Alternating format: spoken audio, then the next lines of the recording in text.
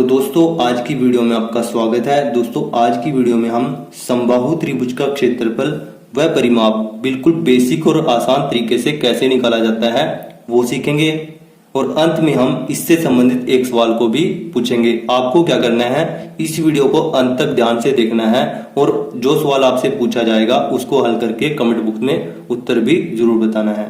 तो चलिए आज की वीडियो को शुरू करते हैं।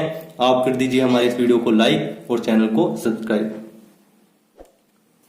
तो दोस्तों सवाल क्या कहता है हमारे पास, हमें समबाहु त्रिभुज का क्षेत्रफल व परिमाप निकालना है। ठीक है, यहाँ पर हमें समबाहु त्रिभुज दी गई है जिसकी प्रत्येक भुजा की लंबाई कितनी है, 8 सेंटीमीटर है। ठीक है, ये हमारे पास त्रिभुज एबीसी क्या है, समबाहु त्रिभुज है। ठीक है, तो दोस्तों इस सवाल को हल करने से पहले चलिए समबाहु त्रिभुज के बेसिक के बारे में जान लेते हैं।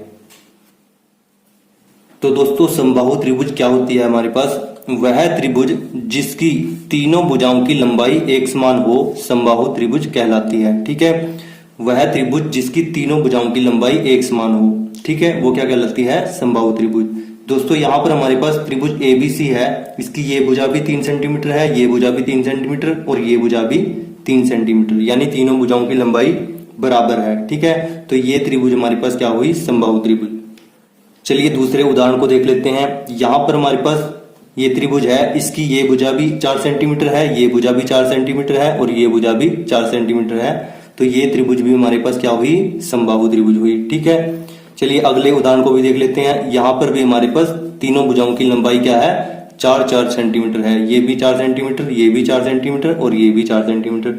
तो ये त्रिभुज भी हमारे पास क्या है, समबाहु त्रिभुज है। ठीक है, आई होप समबाहु त्रिभुज के बारे में अब आपको अच्छे से समझ में आ गया होगा। समबाहु त्रिभुज को हम इंग्लिश में क्या बोलते हैं, इक्विलेटरल ट्रायंगल। ठीक है, इक्विलेटरल ट्रायंगल। दोस्तों यहाँ पर हमारे पास फोर्थ एग्जाम्पल यानी चौथा उदाहरण भी दिया गया है। इसमें ये भुजा 2 सेंटीमीटर है, ठीक है, ये 3 सेंटीमीटर और ये 4 सेंटीमीटर। ये विषमबाहु त्रिभुज है, ये समबाहु त्रिभुज नहीं है। ठीक है, और दोस्तों समबाहु त्रिभुज में क्या होता है, तीनों कोण क्या होते हैं, 60-60 डिग्री के होते हैं। ठीक है, समबाहु त्रिभुज के तीनों कोण 60-60 डिग्री के होते हैं। त्रिभुज के तीनों कोणों का योग क्या होता है, 180 डिग्री। अगर तीनों भुजाएं एक समान है तो तीनों कोण भी एक समान होंगे। ठीक है, तो समबाहु त्रिभुज में तीनों भुजाओं की लंबाई भी एक समान होती है और तीनों कोण भी इक्वल होते हैं, एक समान होते हैं। तो चलिए समबाहु त्रिभुज का क्षेत्रफल देख लेते हैं क्या होता है, उसका फॉर्मूला क्या है, और समबाहु त्रिभुज का परिमाप निकालने का क्या फॉर्मूला है वो देख लेते हैं। समबाहु त्रिभुज का क्षेत्रफल क्या होता है दोस्तों, वर्गमूल में 3, ठीक है, गुना में भुजा का वर्ग, ठीक है, और बटे में 4। ठीक है, ये होता है समबाहु त्रिभुज का क्षेत्रफल, वर्गमूल में 3 गुना भुजा का वर्ग बटे में 4। और परिमाप क्या होता है दोस्तों, 3 गुना में भुजा की लंबाई। ठीक है, 3 गुना में भुजा, ये होता है परिमाप।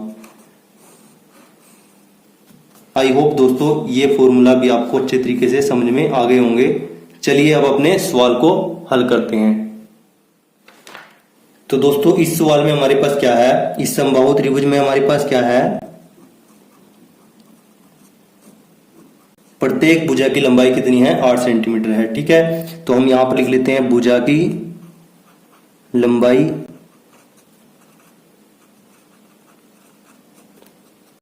8 सेंटीमीटर। ठीक है, यहां पर लिख लेते हैं समबाहु त्रिभुज का क्षेत्रफल निकालने का फॉर्मूला। तो दोस्तों अब यहाँ पर हमने समबाहु त्रिभुज का क्षेत्रफल निकालने का फॉर्मूला लिख लिया है। फॉर्मूला क्या है हमारे पास, वर्गमूल में 3 गुना भुजा का वर्ग बटे में 4। अब हमारे पास इस सवाल को हल करना चुटकियों का काम हो गया है। अब हमें क्या करना है, सिर्फ वैल्यू पुट कर देनी है। तो चलिए करते हैं इसको हल।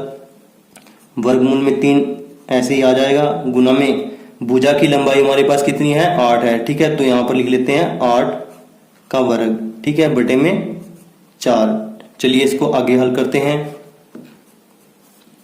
वर्गमूल में 3 गुना में 8 का वर्ग, इसको हम क्या लिख सकते हैं, 8 के स्क्वायर को क्या लिखते हैं, 8 गुना में 8 बटे में क्या हमारे पास 4 है। अब 4 से हम 8 को काट सकते हैं, कितनी बार में कटेगा, 2 बार में, 4 दूनी 8।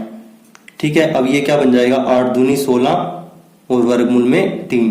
ठीक है, तो इसको लिख लेते हैं 16 वर्गमूल में 3। इसको हम कैसे लिखेंगे, सेंटीमीटर स्क्वायर में, ठीक है, यानी वर्ग सेंटीमीटर, क्योंकि हमारे पास क्या है, सेंटीमीटर यहाँ पर यूनिट है यानी मात्रक है, और क्षेत्रफल को हम कैसे मापते हैं, वर्ग में मापते हैं, ठीक है। तो दोस्तों यहाँ पर इस समबाहु त्रिभुज का क्षेत्रफल क्या निकल के आया, 16 वर्गमूल में 3 सेंटीमीटर स्क्वायर यानी वर्ग सेंटीमीटर।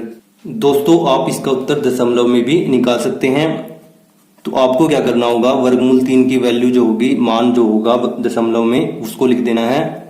क्या मान होता है वर्गमूल 3 का, 1.732, ठीक है। अगर 16 को 1.732 से गुना करेंगे तो हमारे पास क्या आएगा दोस्तों, 27.712 सेंटीमीटर स्क्वायर, ठीक है। 16 और 1.732 की गुना करके हमारे पास क्या आएगा, 27.712, ठीक है। तो उत्तर क्या हो जाएगा हमारे पास दोस्तों, 27.712 सेंटीमीटर स्क्वायर, ठीक है। आई होप दोस्तों ये आपको अच्छे तरीके से समझ में आ गया होगा। चलिए समबाहु त्रिभुज का परिमाप निकालते हैं। तो परिमाप निकालने का फॉर्मूला हमारे पास क्या है दोस्तों, 3 गुना में भुजा, ठीक है। परिमाप क्या होता है दोस्तों, इन सभी भुजाओं की लंबाई का जोड़, ठीक है। 8 + 8 + 8, ठीक है, ये क्या आ जाएगा हमारे पास, 24 आ जाएगा।